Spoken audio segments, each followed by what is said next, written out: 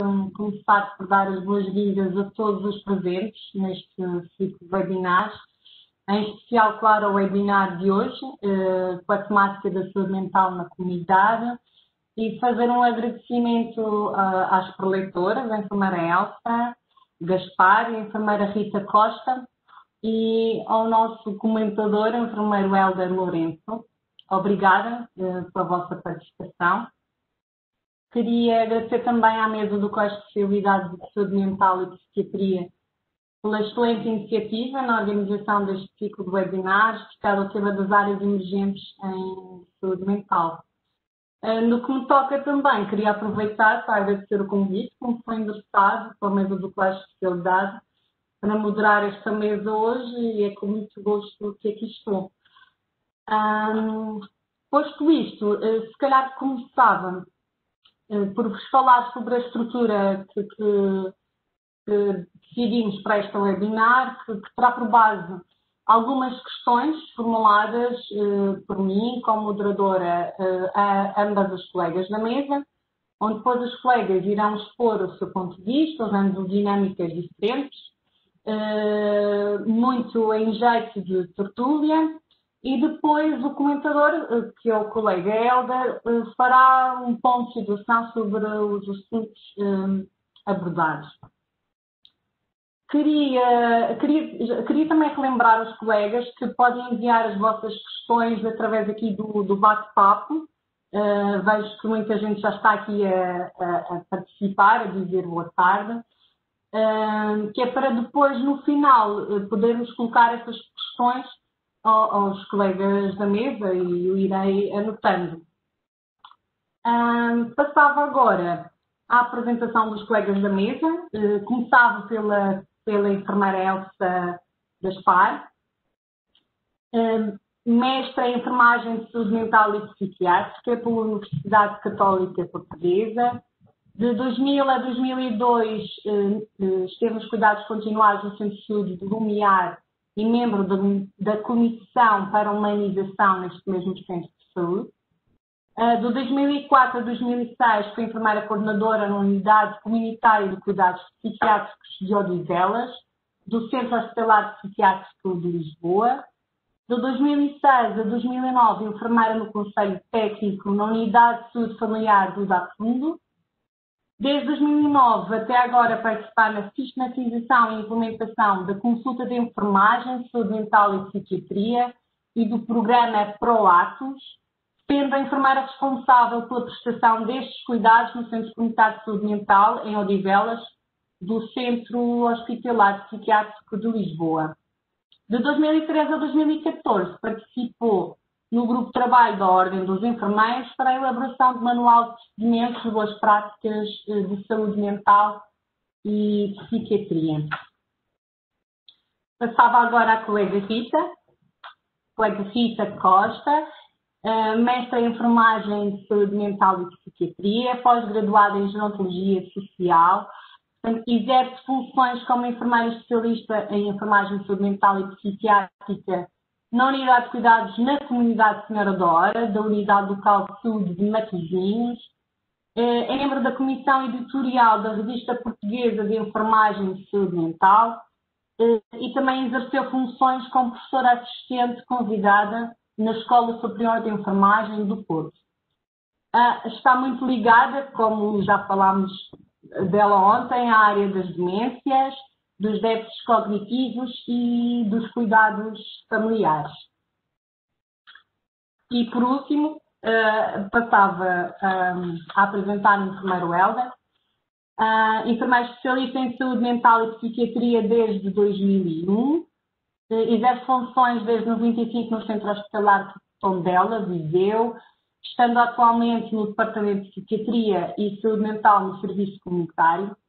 Fundador, juntamente com outros membros, em 2006, das consultas de sexologia do Centro Hospitalar Tondela Viseu, onde continua a exercer como sexólogo clínico. Fez o curso de pós-graduação em Sexologia Clínica da Sociedade Portuguesa de Sexologia Clínica em 2012.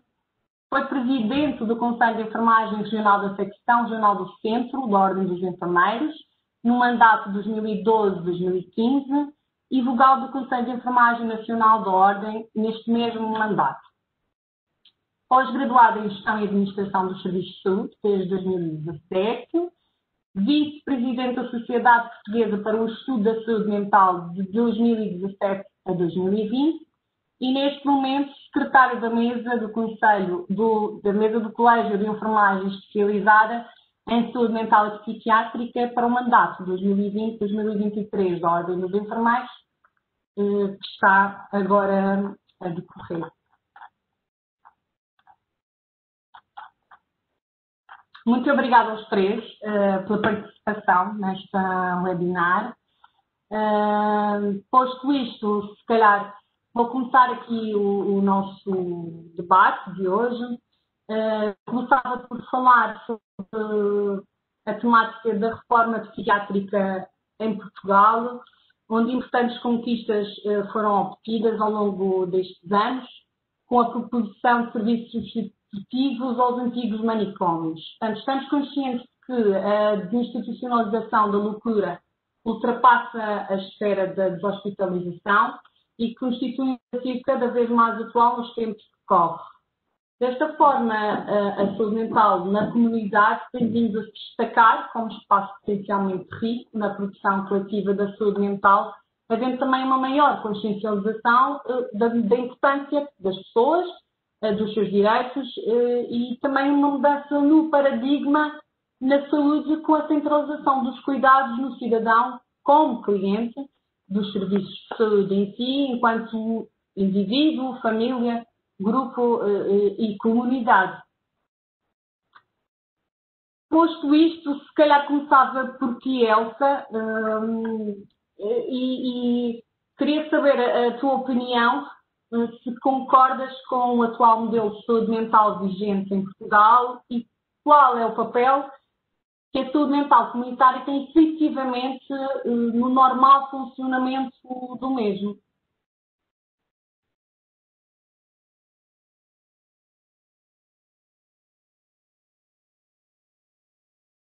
Eu não sei se a Elsa já está online. Já está, espera que eu...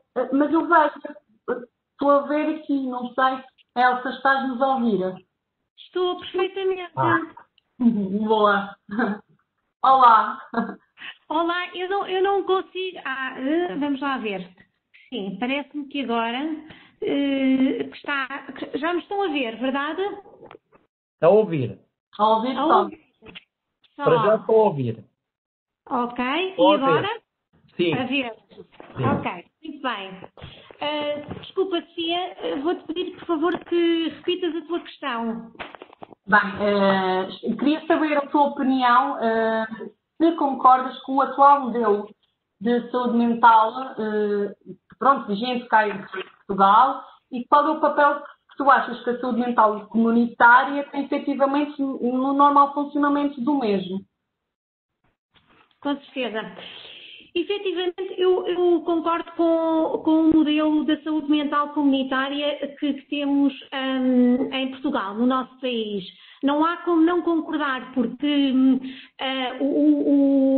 este modelo e já o Plano Nacional de Saúde Mental falava muito num modelo muito participativo, em que a pessoa com doença mental e a sua família era colocada no centro. Aqui a minha questão no atual modelo é como é que este modelo passa para a prática, sobretudo para a prática em todo o país, porque felizmente vão havendo sítios no nosso país em que isto vai acontecendo. Não é em todo o país como seria necessário e desejável, obviamente, não é? O próprio, já este modelo, já em 2007, preconizava o maior envolvimento dos próprios e das famílias, a mobilização das estruturas da comunidade, a articulação com os cuidados de saúde primários, com todas as outras estruturas da comunidade. Portanto, não há como não concordar. A saúde mental comunitária tem um papel fundamental, sobretudo neste momento que estamos a viver de crise, em que em que tudo está mais difícil, não só do ponto de vista socioeconómico, mas esta coisa de não podermos sair, de não podermos, se calhar, estar mais próximos, tocar naqueles que nos são mais queridos, diria que é urgente repensarmos esta questão. O que é que me parece? Que o grande papel da saúde mental, a grande função é in loco, ou seja, partindo de cada uma das comunidades, do diagnóstico de situação de cada uma das áreas, pensarmos em estratégias de acessibilidade, como é que vamos tornar os nossos serviços, os nossos cuidados de saúde mental comunitária mais acessíveis, porque estas filas que às vezes vemos nos centros de saúde, nos hospitais, isto não se coaduna, na minha opinião, com uma pessoa com doença mental grave. Portanto, teríamos que repensar aqui como é que vamos resolver esta questão, sem sombra de dúvida. Os cuidados de proximidade, a mediação que é preciso fazer, a capacitação, este empoderamento que é preciso trabalhar com as famílias e com as pessoas com doença mental, a continuidade de cuidados, obviamente, e a defesa dos direitos da pessoa e da família. Eu penso que em Portugal os grandes princípios deste modelo é um modelo sistémico integrado, onde os programas são de facto de proximidade e forma-se uma rede coesa entre cuidadores formais e informais para implementarmos abordagens realmente diferenciadas, onde se possa fazer esta articulação com os recursos, quer da comunidade, quer com os recursos intersetoriais e baseado na interdisciplinariedade e na gestão de caso. Penso que, efetivamente, será este um modelo que, felizmente, já muitos de nós temos a oportunidade de viver, mas era bom conseguir implementá-lo em todo o país. Não sei se fui clara, Sofia. Sim. Queres acrescentar alguma coisa? Não? Se calhar passava à seguinte questão e vou endereçá-la à Rita. Rita, eu não sei se querias também acrescentar alguma coisa a esta pergunta, porque isto também, como é sermos mais interativos. Sim. Olá, tudo bem? Antes de mais, agradeço, portanto, o convite da mesa do Colégio de Especialidade. É um prazer estar aqui convosco, a participar aqui convosco neste webinar. Também agradeço a participação de todos. Já sabemos que temos bastante inscrições, portanto, é com muito gosto que estamos aqui a participar com tantos ouvintes. De facto, sim, claro, podemos fazer esta ligação, porque a Elsa falou também na questão dos cuidados de saúde primários, e esta questão dos cuidados de saúde primários é essencial para que haja, de facto, para este novo modelo, para este modelo comunitário, e que haja esta articulação entre todos os intervenientes, entre todos os parceiros, para que, de facto, haja uma melhor, haja um ganho em saúde em termos da saúde mental. Claro. Uma perspectiva integrada, não é? Até porque este nível de cuidados tem por função a intervenção na comunidade, portanto, estando mais próximo das pessoas, na promoção da saúde mental, na prevenção da doença mental, não é? E depois também no próprio diagnóstico precoce, no tratamento imediato dos transtornos mentais. Então, Rita, se calhar, passaria aqui à outra questão que eu queria fazer. Queria saber se, na tua opinião, achas pertinente a integração da saúde mental comunitária nos cuidados de saúde primários, que já falámos, mas quais serão, na tua opinião, as maiores vantagens e as eventuais desvantagens, não é, desta mesma integração? Certo. Ok, então, obrigada pela questão, Sofia. Vamos começar então pelo início. Portanto, esta questão da integração da saúde mental nos cuidados de saúde primários já vem de longa data, não é? Portanto, já nos anos 70 se falava nestas questões da importância da saúde mental nos cuidados de saúde primários. E, de facto, o modelo comunitário de saúde mental assenta exatamente nesta questão da prestação de cuidados de saúde mais acessíveis aos utentes, tanto de um ponto de vista, tanto como a Sofia estava a referir, preventivo, terapêutico e também reabilitativo. E, de facto, no contexto dos cuidados de saúde primários, que muitas vezes as perturbações mentais são iguais. Embora, e também como a Sofia estava a referir, possam não ser muitas vezes devidamente identificadas e tratadas. Então, a literatura refere cerca de 39% dos casos. E, nesse sentido, é importante olharmos para a saúde mental como uma área primordial dos cuidados de saúde primários, não só pela prevalência das problemáticas deste foro na comunidade, mas também pelas consequências diretas, nomeadas, por exemplo, a questão da incapacidade, a questão dos internamentos, ou mesmo consequências indiretas, por exemplo, os custos associados ao absentismo laboral que está tão presente nestas questões. Outra questão importante também da integração da saúde mental nos cuidados de saúde primários é que os problemas de saúde mental e os problemas físicos estão interligados entre si. E então, é nos serviços de cuidados primários, dos cuidados de saúde primários, que podemos assegurar às pessoas, aos utentes, o tratamento de uma forma holística, em que podemos satisfazer necessidades de saúde mental de pessoas com doença física e também necessidades de saúde física de pessoas com perturbações mentais. E essa integração, de facto, é essencial e é uma base nos cuidados de saúde primários. Outra questão também muito importante e que surgem nos cuidados de saúde primários são outros problemas psicossociais, também associados muitas vezes a eventos críticos de vida, a mudanças de fase do ciclo familiar, ou mesmo quadros psicossomáticos, que são frequentes nos cuidados de saúde primários e que não necessitam de uma intervenção, portanto, especializada. E que muitas vezes até são passageiros, são resolvíveis até com já a relação terapêutica que existe com as equipas de saúde familiar, quando eu falo equipas de saúde familiar, também é feminina e de família, e que através desta relação terapêutica, através de uma proximidade, através das estratégias de comunicação, de empatia, conseguem de facto resolver-se e não necessitam de uma intervenção especializada. Mas muitas vezes é esta a questão e é esta a dúvida que se coloca muitas vezes nos cuidados de saúde primários, que é a dificuldade em que identificar se necessita ou não de uma intervenção especializada. Portanto, de facto, alguns estudos demonstram-nos que portanto, por cada 1000 pessoas na comunidade, 250 têm perturbação psiquiátrica. Apenas 230 contactam os cuidados de saúde primários. E destes, somente 140 são identificados como, portanto, tendo uma doença mental pelo médico de família. Dos quais 17 são referenciados para os cuidados diferenciados, sendo que 6 serão eventualmente internados.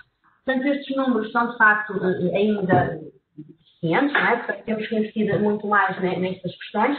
E o modelo da OMS fala exatamente nisso. O modelo da OMS para a organização de serviços e para a utilização da saúde mental preconiza exatamente esta pirâmide de níveis de cuidados, em que a base são os autocuidados, os autocuidados, os cuidados autogeridos, em que não será necessária uma intervenção individual personalizada, e a cada nível mais elevado da pirâmide, os indivíduos passam a ter um contacto mais frequente com a assistência profissional.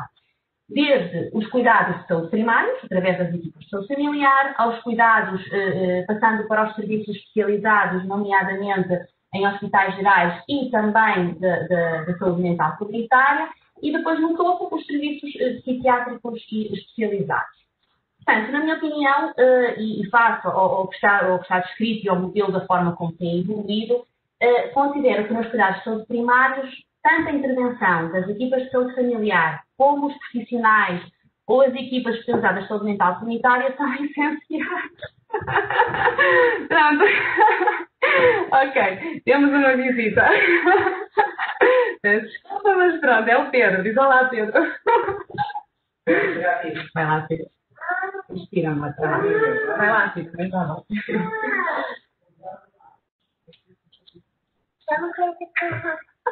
Desculpem, pronto. Temos aqui o Pedro que vai ouvir o que também está a falar. Pronto. Bom, desculpa. Portanto, tenho que dizer que existem de facto vantagens, sendo este. Desculpem, só um bocadinho. Hélder, queres entretanto... Olá, tudo bem?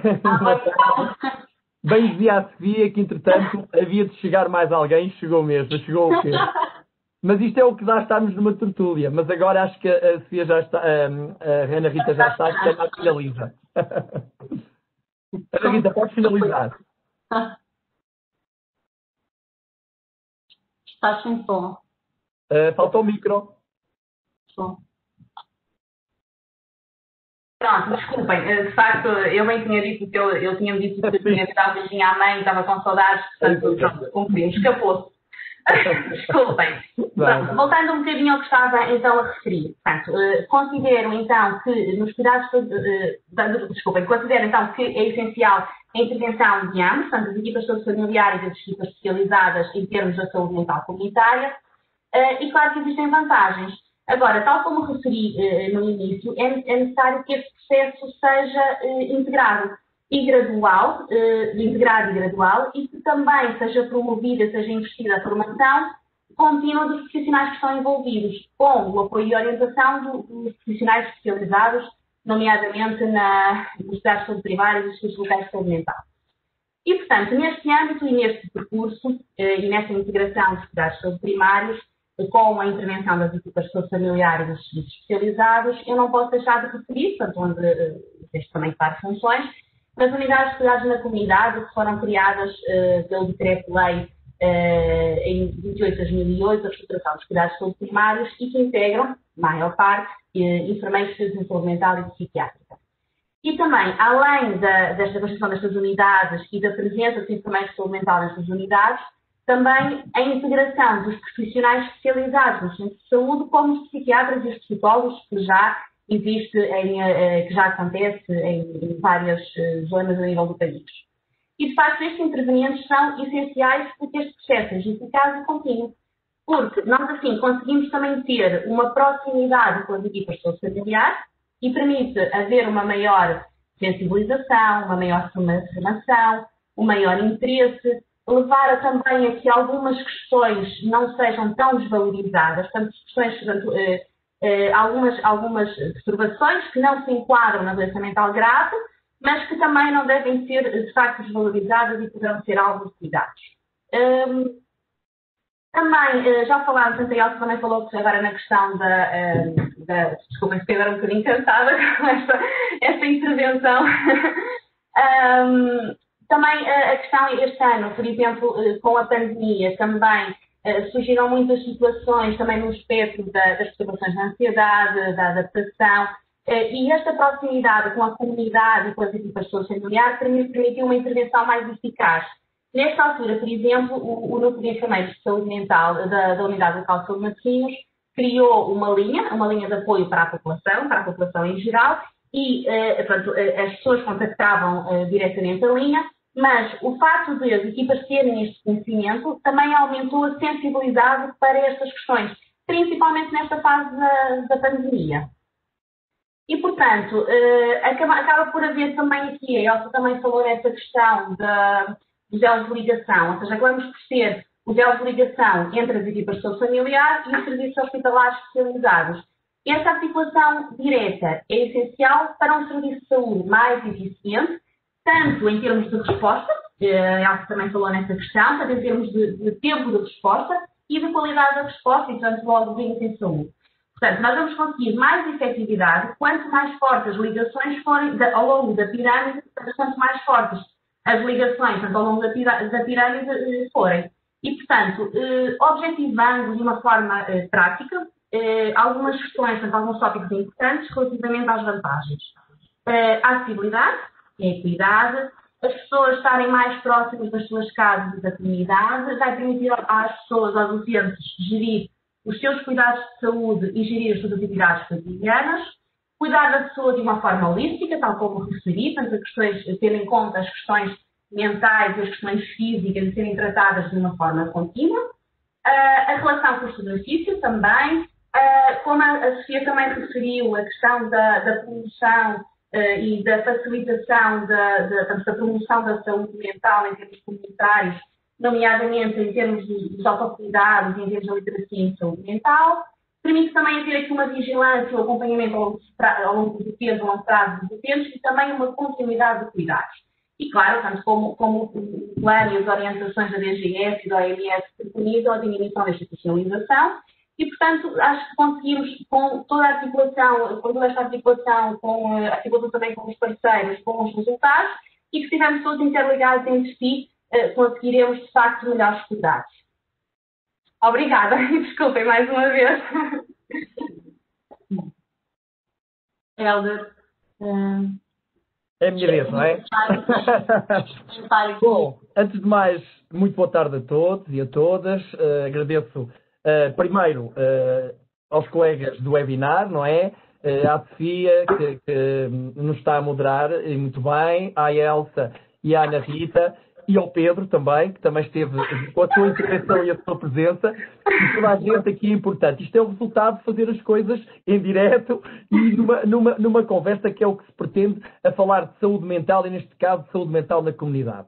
E agradecer também a presença de todos os colegas que nos estão a ouvir, e que eu sei que são bastantes, e espero que levem daqui algumas ideias, algum conteúdo e algumas coisas até para, se calhar, os próprios serviços também poderem até lançar aquela sementinha que vai crescer e vai florescer. Bom, eu tenho para aqui já uma série de coisas que aqui a Elsa e a Rita já falaram e que eu vou tentar compactar. Se calhar 3 palavras importantes de tudo que elas falaram. Multidisciplinaridade, portanto, um trabalho de equipa multidisciplinar. Algo que tem a ver com a psiquiatria de ligação, já vamos falar um bocadinho também, e também se debateu e também se aflorou a formação do profissional de saúde, mas neste caso que nos compete mais a formação do enfermeiro especialista em psiquiatria e saúde mental. Aliás, em saúde mental e psiquiátrica. Bom, então, o que é que temos a dizer? E pegando já no que disseram, realmente já desde 2008 que a Organização Mundial de Saúde veio reforçar, já é mais antigo, mas deixou escrito, digamos, as vantagens da articulação entre os cuidados de saúde primários e a saúde mental. Apresentando 7 razões, que eu vou passar a dizer, para a integração da saúde mental nos cuidados de saúde primários. E quais são essas? E vocês já disseram algumas delas. A prevalência e o impacto das prestações psiquiátricas são enormes, como nós sabemos, a nível do indivíduo, da família e da sociedade, não é? Os problemas de saúde física, como dizia a Rita, muito bem, e a saúde mental estão todos interrelacionados, não é? A pessoa é um ser holístico, não é? E muitas vezes coexistem. E os cuidados oferecidos a nível dos centros de saúde permitem essa abordagem holística e centrada ou na pessoa, ou na família, ou até na comunidade, de acordo com o nível que for. Existe também, como nós sabemos, um grande ato no que diz respeito, digamos, ao tratamento das frustrações psiquiátricas, e aqui os cuidados de saúde primários podem ser a solução para o preenchimento destas falhas, como disse a Rita, através dessa pirâmide, nós podemos, há situações que podem facilmente ser resolvidas logo à partida, porque ela disse as percentagens, e como sabemos, para chegar a uma questão especializada, tem que passar vários filtros. E muitas vezes resolve-se assim a situação. A saúde mental nos cuidados de saúde primários incrementa também a acessibilidade, e muito bem, é o acesso aos cuidados de saúde mental junto das residências, junto das famílias, inseridos na comunidade onde as pessoas habitam. A saúde mental nos cuidados de saúde primários também promove muito bem o respeito dos direitos humanos e, normalmente, aquele estigma que está associado às instituições psiquiátricas, não é? O hospital dos malucos, como antigamente se chamava, aqui vai-se dissolvendo, vai-se diluindo, e aquela discriminação que normalmente também está ligada também se vai destituindo. E, portanto, por um lado também é importante para a manutenção dos direitos humanos, que muitas vezes, às vezes, em algumas instituições eram um pouco postos de lado. A integração, em sexto, a integração da saúde mental nos cuidados primários é também muito menos dispendiosa, não é? E muito mais eficaz do ponto de vista económico. É a tal questão da eficácia e da eficiência. E, finalmente, a questão da saúde mental a nível dos centros de saúde cria, como nós sabemos, bons resultados em termos da saúde global. Ora, nós sabemos isso tudo. Só que, e depois é o que acontece, e apesar de todos estes pressupostos, o que se verifica ainda hoje é que há um reduzido desenvolvimento destes serviços da comunidade e os problemas de continuidade de cuidados também existem, e não é pouco, lá está, por não haver a tal integração, a tal complementaridade, e os recursos dados à saúde mental também são muito limitados, como nós sabemos. Portanto, juntando a isso, em que a participação dos utentes familiares, que deviam ser o centro, como nós sabemos, o centro e o foco da nossa atenção. Muitas vezes eles não são ainda em determinadas áreas do país, portanto está a níveis diferentes que as coisas funcionam. Digamos que a produção científica também, embora em Portugal, a nível da saúde mental e saúde mental comunitária, já é mais consistente, mas ainda é escassa para aquilo que nós necessitamos. Felizmente já estão a ser feitos vários trabalhos, mas precisamos de mais evidência, não é? E também, só há muito pouco tempo é que a resposta aos grupos vulneráveis, das crianças, dos adolescentes, das mulheres vítimas de violência, dos idosos, das pessoas com incapacidades, é que essas respostas começaram também a surgir. Digamos que surgiram a níveis e a velocidades diferentes. E eu aqui introduzo um modelo de psiquiatria de ligação, não é? Portanto, digamos, o modelo de psiquiatria de ligação, no fundo, vai fazer esta ligação a todas estas temáticas. É um modelo que ainda é pouco seguido e sem dúvida, urge trabalhar nesta área. Na minha opinião. Portanto, o facto da maior parte dos cuidados de saúde ser prestada a nível dos cuidados de saúde primários exige que esta extensão do modelo de psiquiatria de ligação à comunidade seja cada vez mais presente. Portanto, e aqui a enfermagem pode ter um papel muito importante nesta ligação para vir fazer parte deste modelo sistémico integrado, não é? Que precisa muito de ajuda uns dos outros. A questão do trabalho de equipa. Infelizmente, eu às vezes custa-me um bocadinho a falar nisto, mas eu acho que muitos de nós ainda não estão muito, digamos, educados em termos da sua profissão para trabalhar em equipa. Porquê? Porque o trabalho em equipa é que, supostamente, cada classe que intervém nessa equipa, cada classe profissional, está todo ao mesmo nível.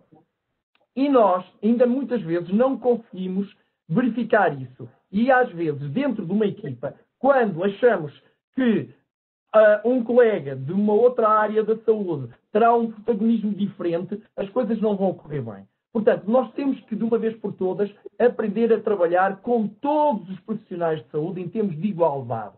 E é muito importante que isto aconteça, porque a base, na minha ótica, da saúde mental, nomeadamente da saúde mental comunitária, é, sem dúvida nenhuma, o trabalho em equipa. E ele só existe se houver, digamos, esta igualdade e digamos, a capacidade de não nos vermos todos como iguais.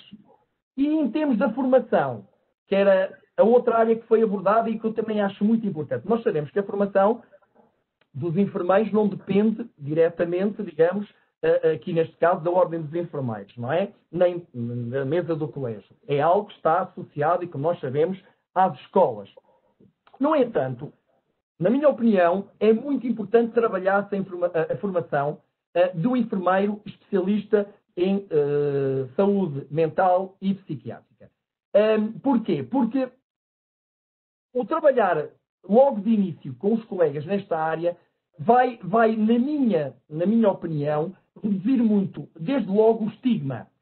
Estudos, por exemplo, recentes comparam que as atitudes de estigma face à doença mental dos estudantes de cursos superiores, no caso de cursos superiores especializados, e que futuramente integrarão a área da saúde mental, a área das equipas de saúde mental, remetem-nos para atribuições potencialmente estigmatizantes. Ou seja, se ainda eles próprios veem a saúde mental como um estigma, dificilmente consegue-se ultrapassar depois na prática. Portanto, é necessário introduzir algumas alterações que façam que esse ensino seja importante e eles beneficiem com isso depois na prática.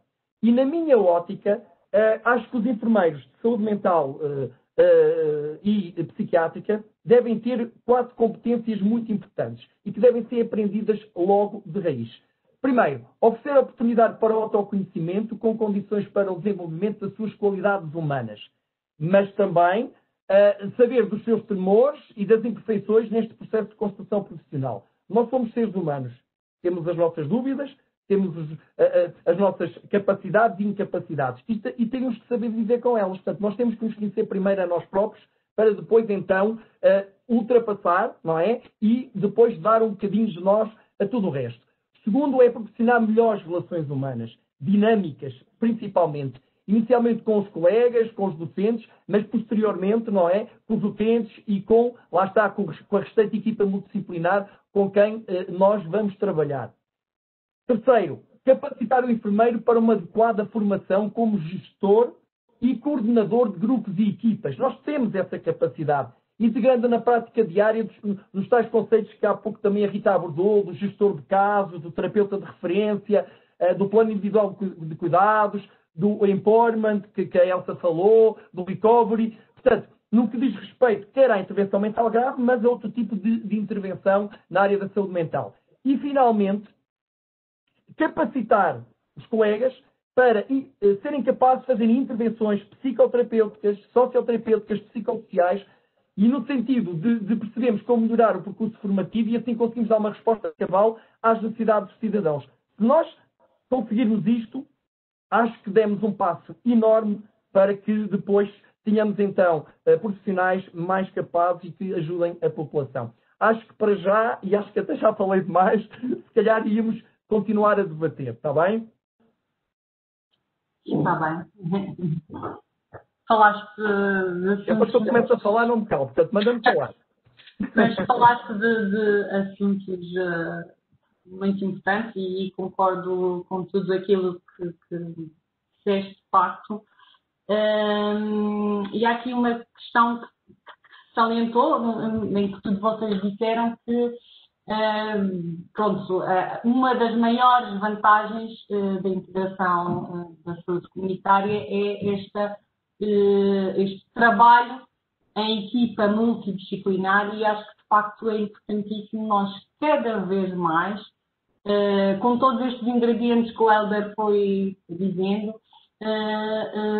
conseguirmos trabalhar em equipa verdadeiramente. Pelo menos acho que tínhamos que trabalhar para isso, porque de facto eu acho que, na minha opinião, a integração da saúde comunitária nos centros de estudo é um passo fundamental para que sejamos mais acessíveis, mais próximos do utente, para diminuir o estigma, porque num centro de estudo, por exemplo, no qual eu trabalho, a pessoa, ao entrar na porta principal, pode ir à procura de qualquer profissional, desde um enfermeiro de cuidados gerais, um enfermeiro especialista em saúde infantil, qualquer profissional que trabalhe na área. Não posso só referir uma... Desculpa. Claro. Portanto, vamos conversando.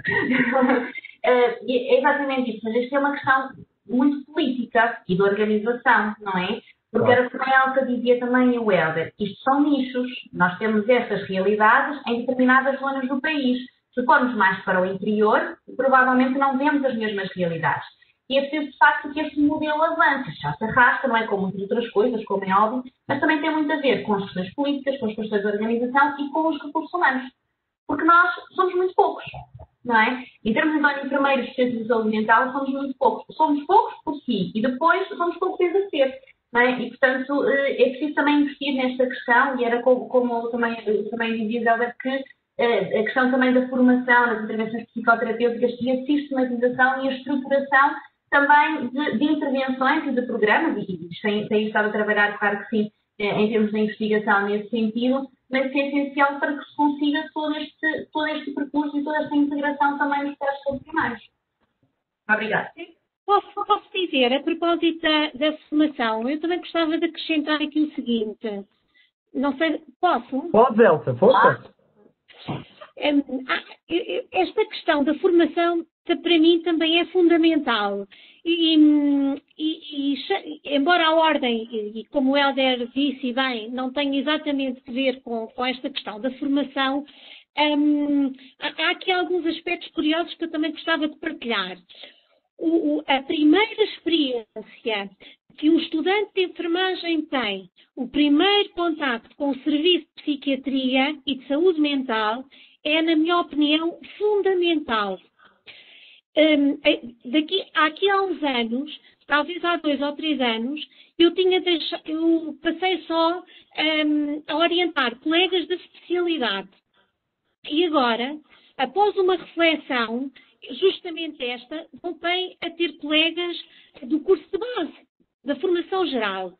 E a disparidade formativa que os colegas têm ao nível da saúde mental e da psiquiatria é impressionante. Impressionante. E isto é fundamental, porque um jovem com 18, 19 anos, que tem o primeiro contacto com a psiquiatria, uma psiquiatria muitas vezes muito agressiva, em que temos um doente muito agitado, ou um doente crónico, em que a sua cronicidade já lhe dá déficits tão acentuados, isto vai marcar as pessoas e marca profundamente. Portanto, esta questão da formação é mesmo muito importante. E como a Sofia dizia, nós já somos poucos. E se não investimos a sério na formação, não seremos em número suficiente para poder fazer estes trabalhos. Concordo, muito bem. Se calhar passaríamos então a falar de outras temáticas e depois, no fim, se os colegas depois fizerem mais questões, falaríamos também destas, se for necessário. Claro. Olha, Elsa, tinha pensado que esta pergunta seria para ti. Eu queria saber a tua opinião específica relativamente, e seguindo esta linha de pensamento, relativamente ao despacho 2753 de 2020 do projeto piloto de saúde mental para a Administração Regional de Saúde, incluindo cada projeto piloto uma equipa comunitária de saúde mental na população adulta e uma equipa comunitária de saúde mental para a infância e adolescência. Eu gostava de saber, pronto, na tua opinião, achas que poderá ser de facto uma mais-valia para nós na saúde mental e comunitária em Portugal? Sim, eu também pedia à Sara se podias passar, por favor, aqui um pequeno PowerPoint que eu fiz justamente aqui a propósito destes projetos piloto. Exato, é isso mesmo. Pronto. Se a Sara pudesse passar para o próximo, este era só aqui do ponto. Muito obrigada, Sara, é isto mesmo. Efetivamente, Sofia, esta questão, eu penso que esta questão dos projetos pilotos vão ser muito importantes. Tal como a Rita disse, isto também é uma questão política, não é? E o facto de aparecer na lei estes projetos talvez seja mais uma possibilidade de efetivamente eles se alargarem para além dos nichos. Como a Sofia também, como a Rita também dizia, eles já existem, mas era bom que se alargassem a cada uma das administrações regionais de saúde, que é exatamente o que este espaço preconiza. Pronto. E estes espaços, estas publicações são efetivamente fundamentais, porque muitos dos programas que existem já, ainda como nichos, resultam de despachos anteriores. Ou seja, isto são coisas progressivas, são etapas que nós vamos conseguindo construir e vamos conseguir avançar. Eu, dos projetos piloto, o ponto de situação do despacho número 2735 de 2020, não sou com certeza a melhor pessoa para vos falar, porque não estou por dentro exatamente das equipas e qual é o ponto de situação, onde é que estão as equipas, qual é a formação que já têm estas equipas. Pronto. Qualquer das formas, estava aqui de partilhar convosco um projeto e pedi à Sara se podia passar o próximo slide, que é um projeto que em 2017 nasce no âmbito dos projetos inovadores em saúde mental. E aqui a equipa da qual eu faço parte, aproveitando justamente este espaço, no qual havia a oportunidade de ter recursos humanos, financeiros, materiais, pronto. O que é que resolvemos fazer? Resolvemos fazer este projeto, ao qual chamamos ProAtos. ProAtos está no sentido de ser uma rede proativa, não tem outra, não tem outro significado. O que é que nós percebíamos na nossa equipa? Que muitas vezes as pessoas, quando chegavam aos nossos serviços, e reparem que nós estamos na comunidade, vinham já num estadio de doença muito avançada. Eram muitas vezes as famílias que vinham pedir ajuda e por vezes relatavam que havia filhos, irmãos, que estavam há 2 anos, há 3 anos fechados em casa. Pronto. E que, no princípio, as pessoas achavam um bocadinho estranho, mas, no fundo, a situação ia-se afastando e só quando a situação se tornava verdadeiramente incontornável para aquela família é que eles vinham pedir ajuda. E então, o que é que nós fizemos? Pegámos justamente nestas necessidades da comunidade, pegámos na literatura, não é? Temos falado muito da OMS, temos falado muito de toda a legislação portuguesa, um estudo do professor Caldas de Almeida, mas há imensa literatura a propósito da importância da saúde mental da comunidade. Há uma frase do Julian Leff que eu gosto muito que diz: os profissionais devem estar onde estão os doentes e não onde os profissionais gostariam que os doentes estivessem. Pronto. É porque muitas vezes dá muito jeito que os doentes estejam ali arrumadinhos, porque nós chegávamos lá e resolvíamos a coisa de forma mais rápida, não é? Pronto. Então, pedi à Sara aqui para passar, só para explicar que este foi um programa de articulação justamente deste Centro Comunitário de Saúde Mental de Onivelas, com os cuidados de saúde primários, as estruturas comunitárias, visando quê? Criar uma rede de cuidados de articulação proativa. Ou seja, em vez de virem as famílias, as pessoas pedirem ajuda quando a situação já estava realmente muito instalada, era proporcionar a qualquer pessoa que soubesse de alguém que precisasse de ajuda, poder vir pedir ajuda.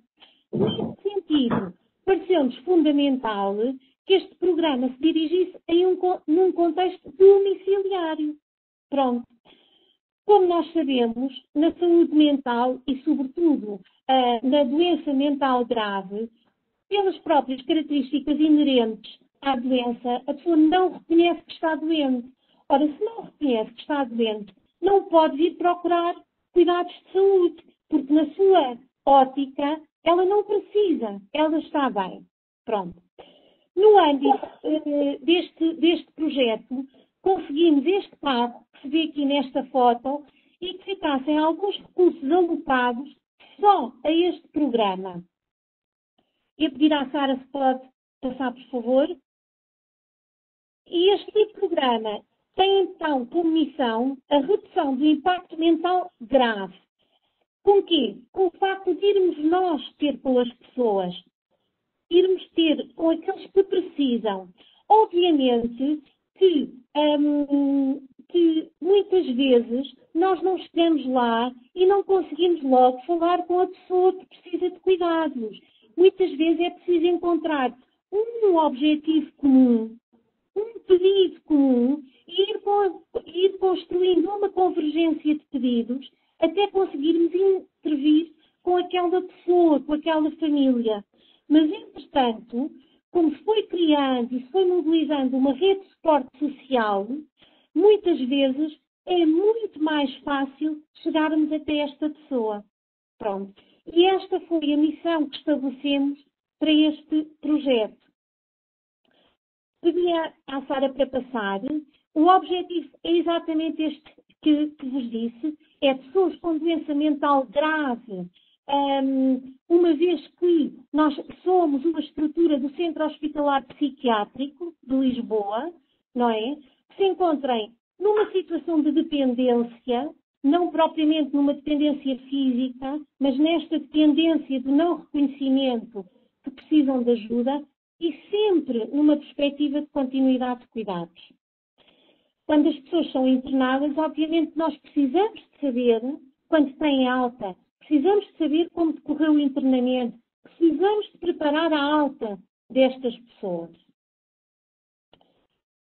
ia pedir para passar, pedir à Sara para passar, por favor, e só partilhar o que é que temos conseguido com este programa, ou com este projeto. Tem sido possível detectar precocemente a doença mental grave, a promoção de estratégias e a resolução de problemas, sobretudo em situações de recaída e de agudização. É muito importante percebermos rapidamente que aquela pessoa não está bem, portanto, vamos de forma mais ágil perceber de que modo é que temos que intervir com ela. E, por outro lado, reforçar a aliança terapêutica. E isto é muito importante. A aliança terapêutica com a família, porque muitas vezes ainda o doente, a pessoa com a doença, não se apercebeu que está numa situação de agudização, mas a família já percebeu e já pode vir pedir ajuda. Isto por um lado. E por outro lado, o podermos trabalhar com a família que tem esta pessoa no seu contexto familiar. Porque a sobrecarga associada à gestão da doença mental grave é enormíssima.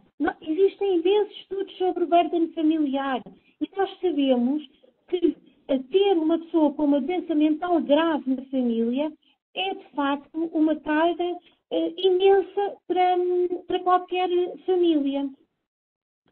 Queria ainda, então, para passarmos para o próximo, porque exatamente, muito obrigada, Sara. O que é que temos conseguido? A redução da desvalia e do isolamento psicossocial.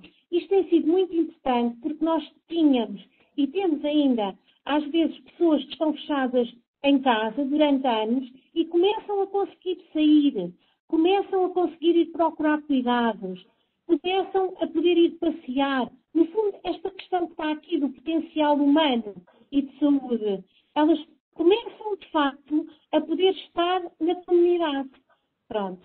E depois, o que é que temos conseguido? A mediação, a capacitação, enfim, todas estas questões que já tínhamos falado. Eu, a propósito só da mediação e desta questão da articulação de recursos, queria só partilhar aqui convosco uma experiência que nos aconteceu que foi muito gratificante. Nós estávamos a acompanhar um senhor, uma pessoa com doença mental grave, que vivia com o seu pai. E a casa onde vivia era arrendada. Estava em nome do pai. Quando o pai morreu, ficámos com uma grande preocupação porque este senhor com doença mental tinha uma reforma da volta de 300 e tal euros. Pronto.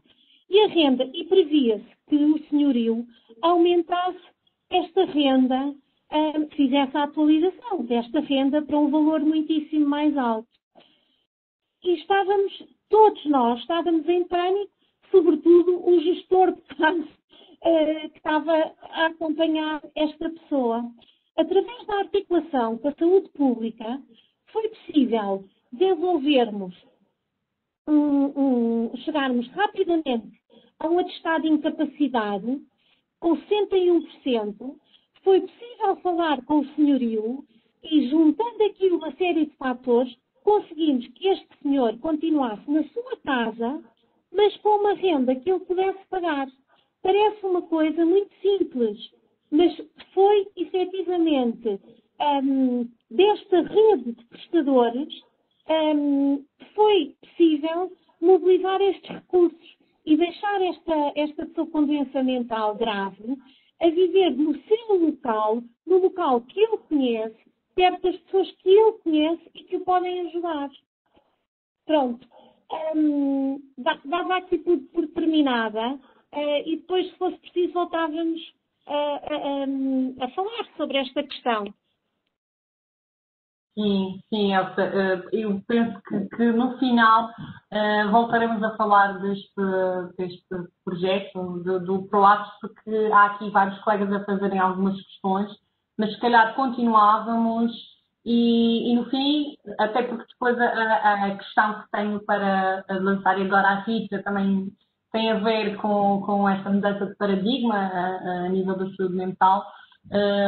mas gostava de falar mais no modelo dos cuidados continuados que inclui estas dimensões da saúde e a social, tão importantes, procurando atender às diferentes exigências destes cuidados organizados em rede e promotoras de competências para a vida das nossas comunidades e que visam também a integração destas pessoas nos contextos comunitários em si e não nas estruturas propriamente ditas ou nos serviços como falámos anteriormente. Portanto, Rita, o que te queria perguntar era, na tua opinião, terá sido a criação da rede de cuidados continuados integrados de saúde mental uma boa solução para potenciar a saúde mental na comunidade, quer do ponto de vista dos ganhos em saúde, quer na perspectiva da diminuição dos custos económicos, não é, inerentes aos cuidados prestados, quer da otimização de recursos que elas podem vir a gerar, e que outras estratégias de intervenção ou respostas achas que poderiam ser constituídas para este fim? Ok, obrigada, Sofia. Sim, de facto, eu não posso dizer que não concordo ou que não foi uma mais-valia, bem pelo contrário. Concordo e acho que foi sem dúvida uma mais-valia para potenciar a saúde mental na comunidade. A ideia central, baseada no que já existia na Rede Nacional de Cuidados Continuados, veio não comatar algumas lacunas que existia a nível da estrutura da saúde mental e permitir também uma maior abrangência de cuidados especializados na comunidade. Também pela criação das várias tipologias, não é? Tanto a nível do adulto como da infância e da adolescência, mas eu vou focar sempre um bocadinho mais na faixa etária do adulto e do idoso, mas é mais a minha área, tanto de intervenção do que propriamente a infância e a adolescência. E, portanto, estas várias tipologias que foram criadas para as pessoas com doença mental grave, estabilizadas, não é? Que necessitem de alguma incapacidade psicossocial ou que se encontrem também em situação de dependência e que necessitam também de um programa de reabilitação, eu penso que foram, sem dúvida, e viriam ou vieram colmatar algumas necessidades. Portanto, temos as residências de apoio máximo moderado, as residências de treino de autonomia, as unidades socioocupacionais e as equipas de apoio domiciliário também, que de facto, portanto, não temos aqui, pelo menos em Matosinhos, temos na região norte, não temos em Matosinhos uma equipa de apoio domiciliário. Portanto, o que eu conheço de facto, essencialmente, é o que tenho dito sobre o assunto. E também percebi que ainda são em número insuficiente, ou em pequeno número, e, portanto, não conseguimos, mais uma vez, como falávamos há pouco, não conseguimos chegar a todo lado, não conseguimos chegar a toda a população a nível nacional. Estas equipas, portanto, destinam-se a pessoas com doença mental grave, que sejam clinicamente estabilizadas e que necessitem, portanto, de um programa adaptado à sua incapacidade psicossocial.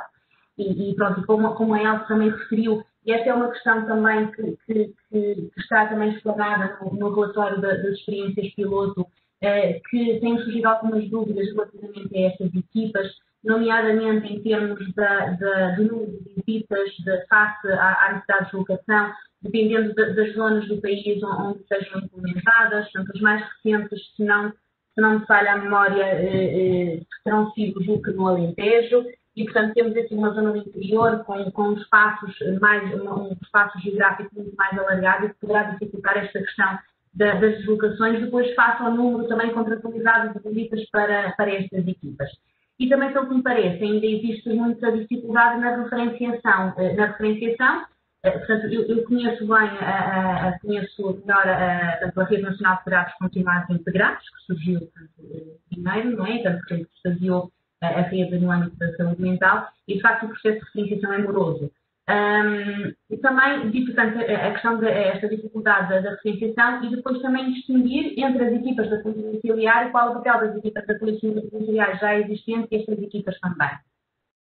Mas, de facto, isto parece-me positivo e, mais uma vez, portanto, não parece que seja o meu otimismo natural, acho que de facto, parece-me positivo. Mas não posso deixar claro de dizer que, portanto, esta legislação saiu em 2010, foi republicada em 2011 e as primeiras experiências piloto surgiram em abril de 2017. portanto, mais uma vez positivas, claro que sim, mas temos aqui um processo bastante doloroso. Nesta altura, em 2017, foram autorizados os contratos de programa de 7 instituições que se dividiam entre unidades socioocupacionais, residências de apoio máximo, treino de autonomia e equipas domiciliárias também. E depois também, claro, foram criadas também para a infância e para a adolescência, desculpem não me focar muito nesta área. De acordo com o relatório das experiências piloto realizado em 2019, teremos 21 contratos celebrados que, portanto, são ainda claramente insuficientes. Na região norte, a região onde trabalho, temos tanto a Santa Casa da Misericórdia, o Hospital Ponte Ferreira, uma residência de apoio máximo, a AFU, a Associação de Familiares de Utentes e Amigos do Hospital Magalhães Lemos, uma unidade socioeducacional com quem nós trabalhamos, já trabalhávamos antes e trabalhámos, portanto, o que aconteceu foi aqui a mudança de paradigma e a integração na Rede Nacional de Cuidados Continuados Integrados, a Associação em Contraste, no Porto, também uma uso, a Instituição São João de Deus, com 2 residências autónomas, a Associação de Povo em Barcelos e uma equipa de apoio domiciliário, tal como referi, na Casa de Saúde de Braga. E, sendo claro, todos estes processos, percebemos estas datas, as diferenças de datas, são processos que implicam muitas questões burocráticas, morosas, e até, tanto como referia também, alterações de paradigmas, não só dos profissionais, mas também dos utentes, porque isto depois também implica outros custos. Em termos também da organização, das estruturas, tanto das estruturas de espaços físicos, das estruturas de recursos humanos, e que justifica também um bocadinho, de certa forma, esta demora. Mas, por outro lado, na minha opinião, também revela uma falta de estrutura e, mais uma vez, de recursos humanos na saúde mental.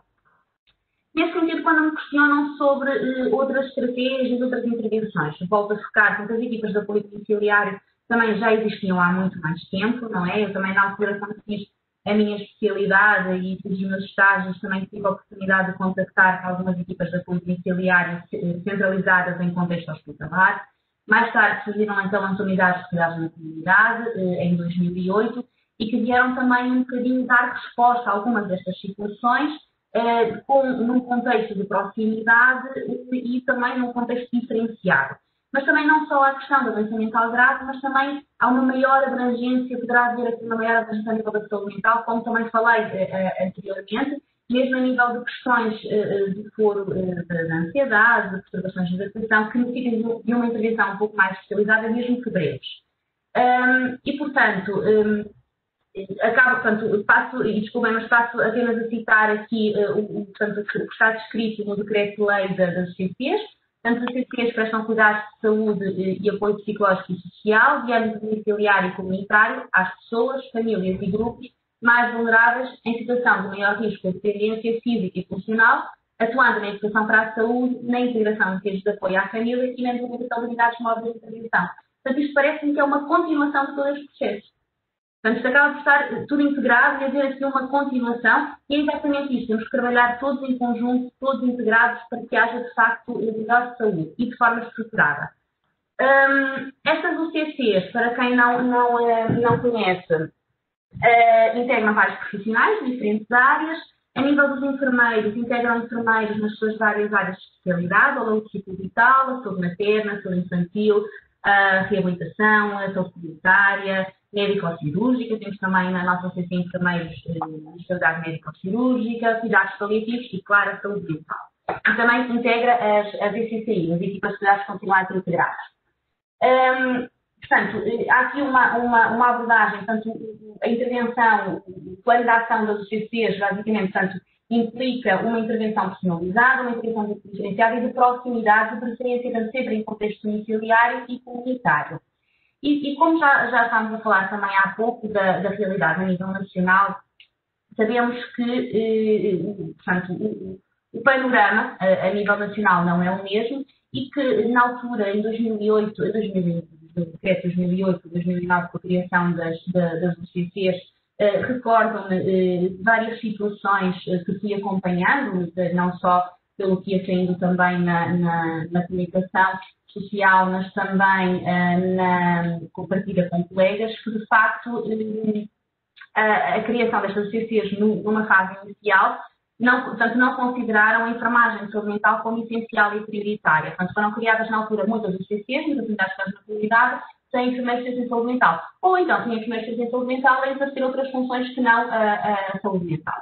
E, portanto, assistiu-se na altura, isto foi bastante frequente. Penso que, pela realidade atual, infelizmente, este paradigma tem alterado e considero que tem valorizado cada vez mais esta área. Apesar que acho que às vezes esta valorização é mais, ainda não sei mais falávamos sobre isso, mas esta valorização às vezes acaba por ser mais de escrita, de plano, e não propriamente na prática, portanto objetiva. Portanto, fala-se muito, então agora na altura da pandemia, fala-se muito na saúde mental, mas na prática não vemos de facto ainda grandes resultados, claro, não vemos. Vamos ver daqui para a frente não só resultados, mas também muitas consequências. Mas, de facto, não vemos um investimento real na saúde mental. E nós, como enfermeiros, também acabamos nesta fase da pandemia de exercer muitas vezes outras áreas que não a saúde mental, mesmo, e apesar da saúde mental ser essencial a promoção da saúde mental ser essencial nesta fase. E, portanto, é claro que, apesar de haver já um maior investimento, considero que ainda é deficitário também. E falando um bocadinho da minha realidade, a Unidade Local de Saúde de Matosinhos foi pioneira na criação dos CCs e abriu entre 2009 e 2010 4 CCs. Portanto, a Senhora da Hora, São Mateus das Funções, desde o início, São Mamé e Festa, Lessa da Palmeira e Matosinhos. E, portanto, estas CCs criaram na altura, portanto, na altura era tudo muito embrionário, nós não sabíamos muito bem o que eram as UCCs.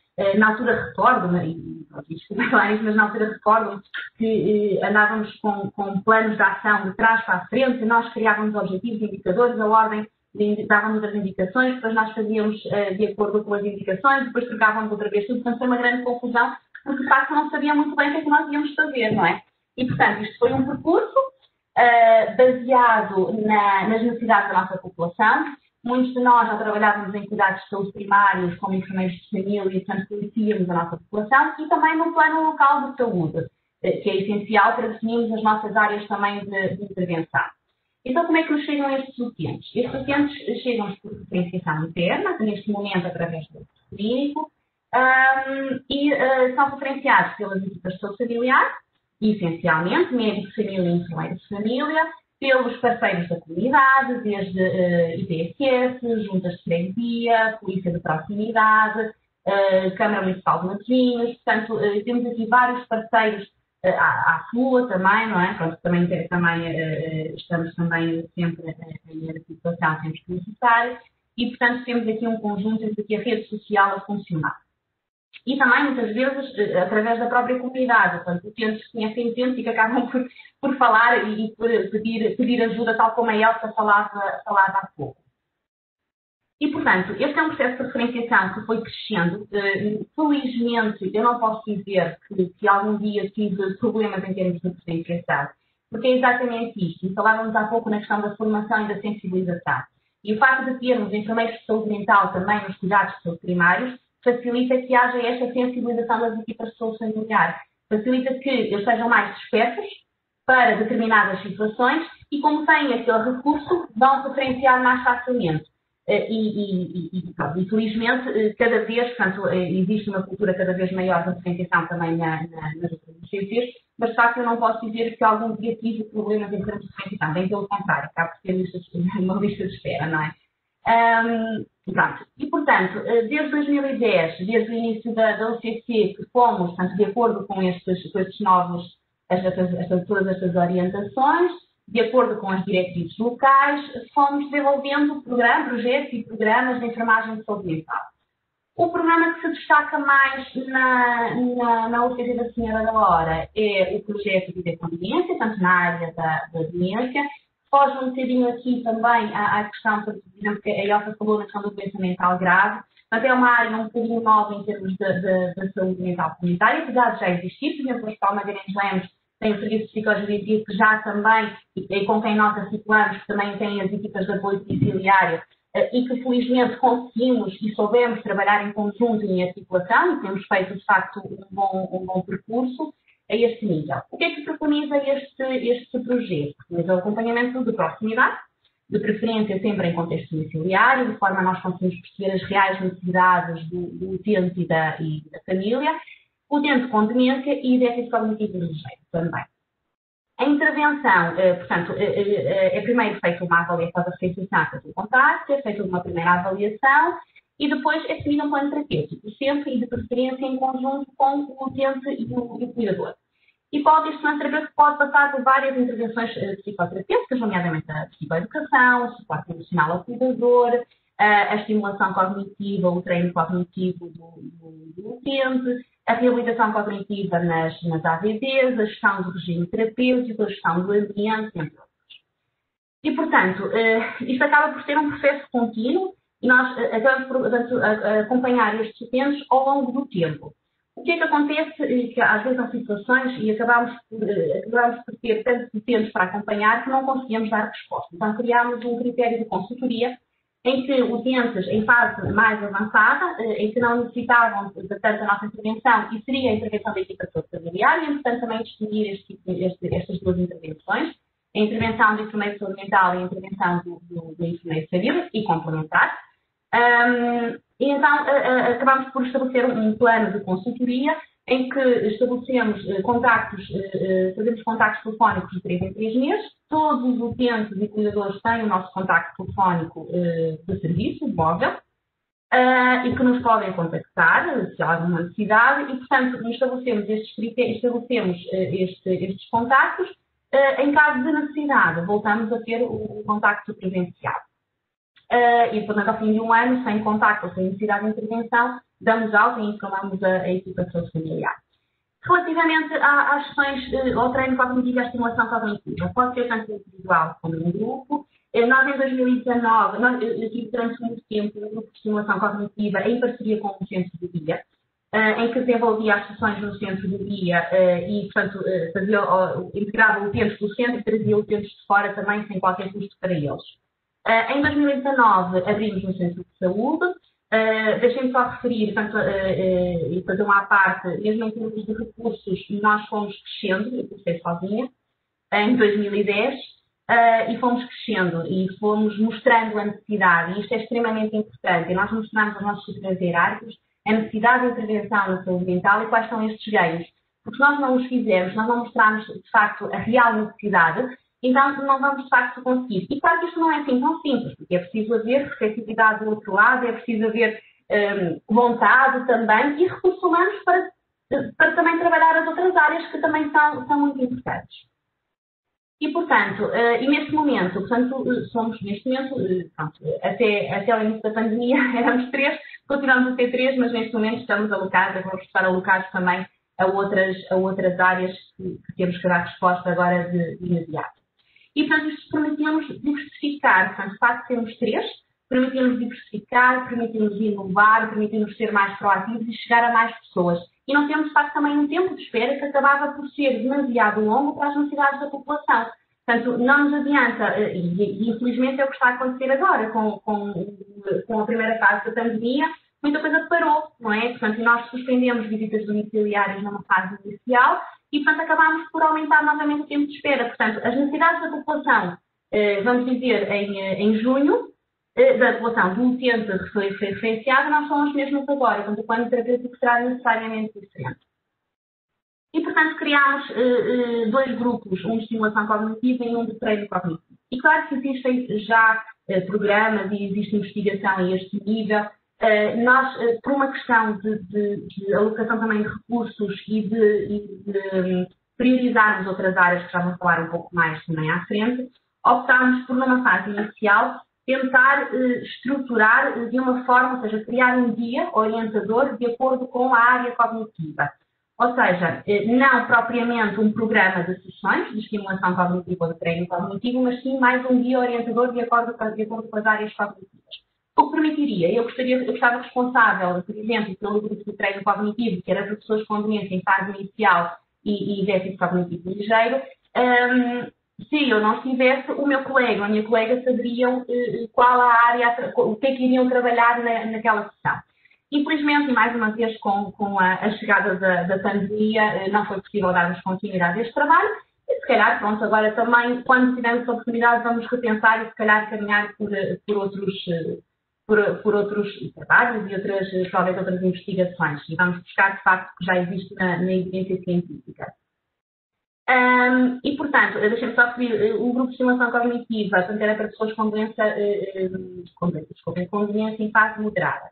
No grupo de treino cognitivo, eu utilizava bastante um programa que estamos também a utilizar de uma forma ainda limitada, mas que é um programa de treino cognitivo online, que é o CogWeb. O que é que nos permite? Nesta fase da pandemia também foi essencial, porque nos permite manter os planos de treino cognitivo à distância e monitorizar à distância. Portanto, as pessoas não perdem, os utentes não perdem esta continuidade no plano terapêutico se implicar, de facto, o treino cognitivo.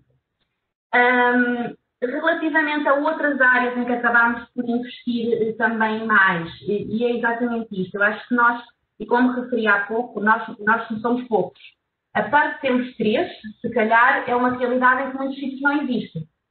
Mas, para o que nós queremos fazer, para as necessidades que existem, somos poucos, efetivamente. Portanto, acabamos por...